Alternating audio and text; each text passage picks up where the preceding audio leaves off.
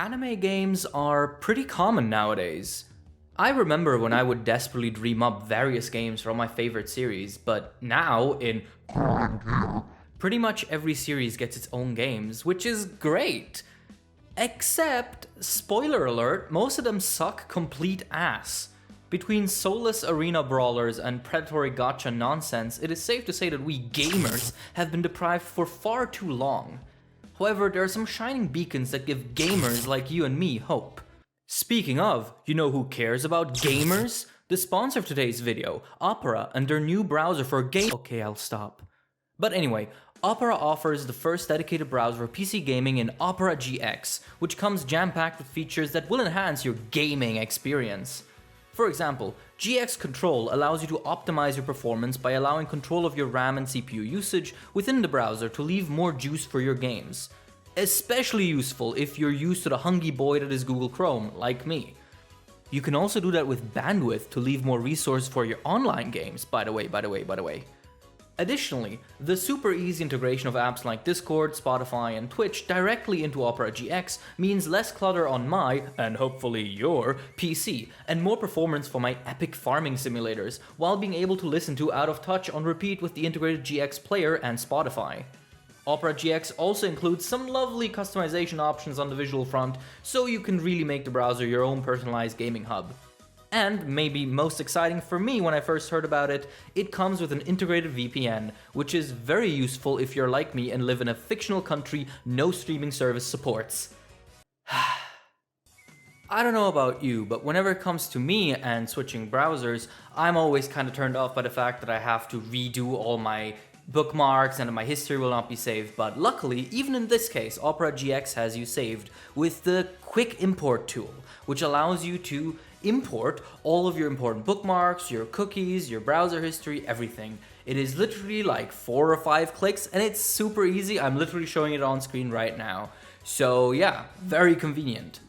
If this sounds like what you need and if you want to support the channel, download the browser today with the link in the description and pinned comment.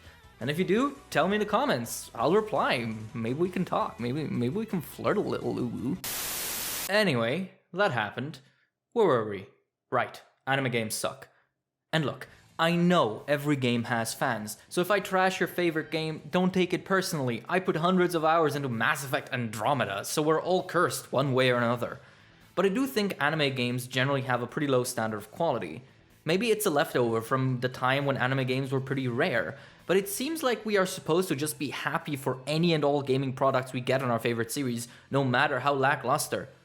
Oh my god, Attack on Titan game, let's go! And it's mediocre. Cluttered and ugly. What? A One Punch Man game? Oh my god, this is awful. And look, you know how hard I suck My Hero Academia's cock, but that doesn't compare to how badly My Hero One's Justice 1 and 2 suck. These two games specifically are really painful to me because god damn it, I really want a good MHA game. Come on. But okay.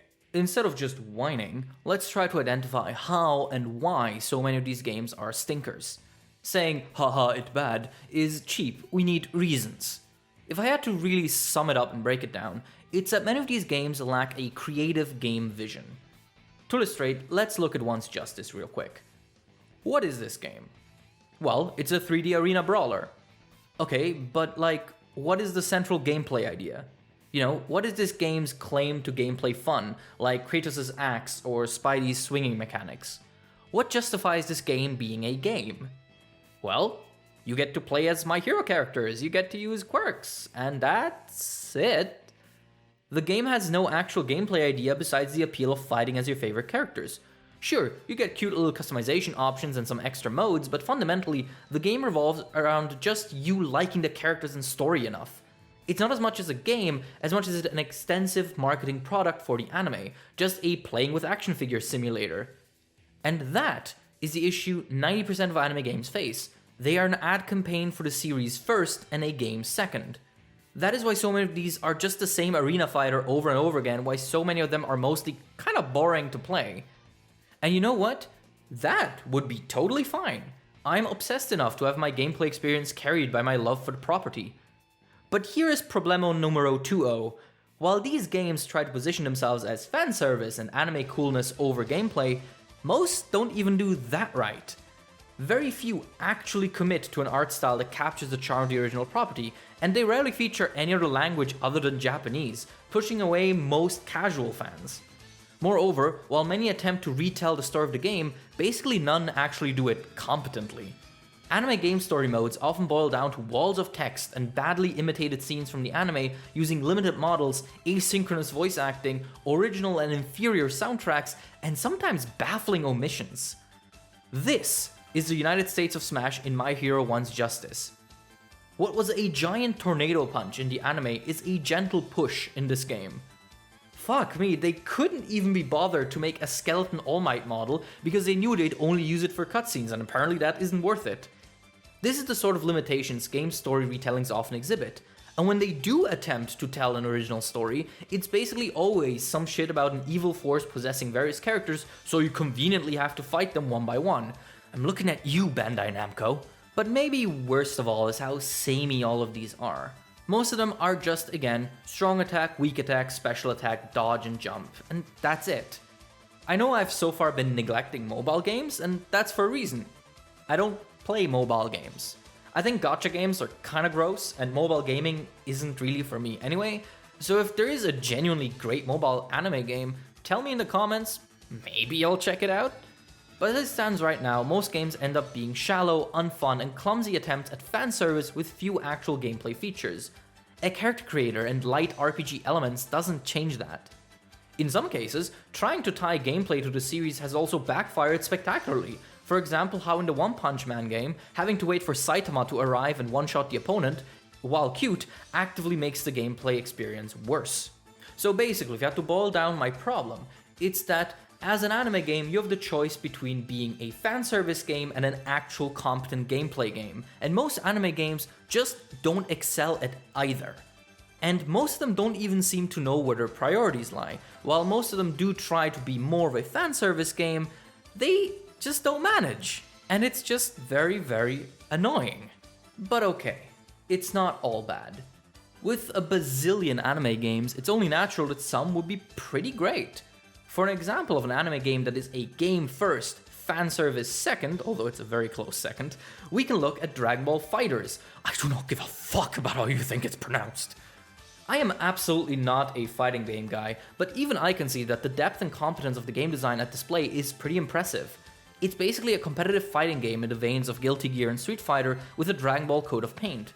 The mechanics and intricacies of the various fighters are not only congruous with fighting game essentials, but also with the personalities and powers of the characters, be it Beerus' balls or Ultra Instinct swag. However, I think this is a rare perfect storm. Dragon Ball is a property that really doesn't need more fanservice games. Its cultural ubiquity means you can just drop the property onto, an actual game without having to suck the anime off at every point, and I think that's a luxury not many series have. And of course, being made by Arc Systems always helps. But as for anime games that lean into the fan service and do it exceptionally well, there is one series that comes to mind. A game that I'm pretty sure popped into your mind the moment you saw this video's title. Naruto Ultimate Ninja Storm.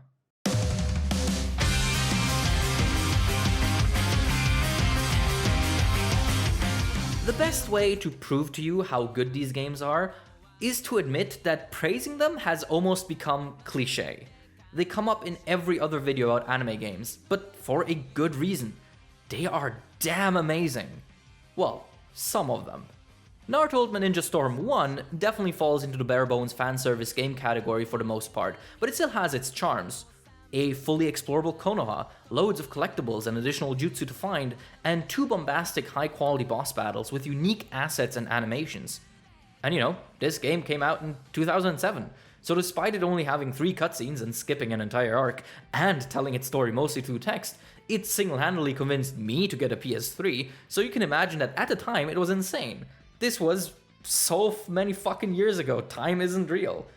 But the Storm series isn't beloved and great for what it started out as, but for what it turned into. From Storm 2 onwards, the games began taking their design, their content, and especially the presentation very seriously.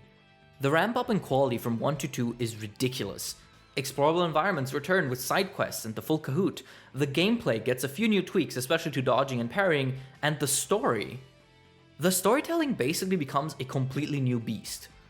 Gone, for the most part, are the text boxes of Storm 1, and instead almost all events are depicted in beautiful and stylish, fully voiced cutscenes.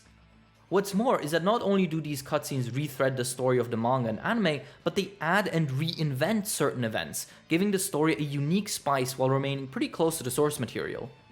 And in one of the series' most impressive decisions, Storm 2 introduces Secret Factors, which are special flashback cutscenes you unlock during combat for fulfilling certain conditions, giving you boosts and extra goodies. Or in other words, Storm gamified Naruto's over-reliance on flashbacks and made it fun. I cannot stress how cool this is. Taking a usually boring element like this and implementing it in a gameplay encouraging way is a true testament to how much care went into these games. And this approach just continued to be polished over and over, to the point where I consider the last game in the series, Ultimate Ninja Storm 4, the gold standard for story presentation for anime games. Let's ignore the anime screenshot parts, those are really weird. These games were so dedicated to being creatively faithful that not only did Storm 3 add an original ending to account for the fact that the manga wasn't over yet at the time, an ending that doesn't retcon or fuck up anything and ties into the canon really well, Storm 4, which came out after the manga ended, actually finished adapting the manga before the anime did. That's right, while anime fans were waiting for Studio Pierrot to stop fucking around with filler, Storm 4 gave us the first and at the time only animated version of the final events of the story. And honestly, even after the anime adapted that part, I'd say certain sections like Guy's final attack were actually better in the game than in the anime. In fact, I think it's a pretty uncontroversial statement that Naruto Ultimate Ninja Storm is, at least for the Shippuden portion, an actually viable way to experience the story of Naruto, which is a tremendous achievement when compared to, well, this. The gameplay is mostly just that of a very competent arena fighter, but if you're gonna lean into the fan service and do it this well, I think the gameplay being just good but not mind-blowing is alright. I am a huge My Hero Academia fan right now, and I feel nothing but disappointment towards everything My Hero Wants Justice offers. My Naruto phase has been over for literal years, and yet the opening to Storm 4 gets me so pumped, and that feeling persists every time I boot up this game and play a couple of rounds. It is genuinely amazing what the right vibe and the right effort can do for an anime game, and it's really sad how many games just fall into the sort of soulless category that stuff like One's Justice and One Punch Man, A Hero Nobody Knows fall into. In conclusion, Naruto Ninja Storm is the second best anime game series ever. The best game is, obviously, Jump Force. As always, thank you all so much for watching, and thank you to the sponsor of this video again, Opera GX. Again, check out the link in the description. And a special thank you to all of my patrons, including Archagent Everlasting, Daniel Garcia, Fiction Ape, Ignis, Paracha, Sini, Victor Perez, Cesar Londono, Trader, and Mr. Meander. Thank you all, be safe, wash your hands, and see you around. Bye-bye.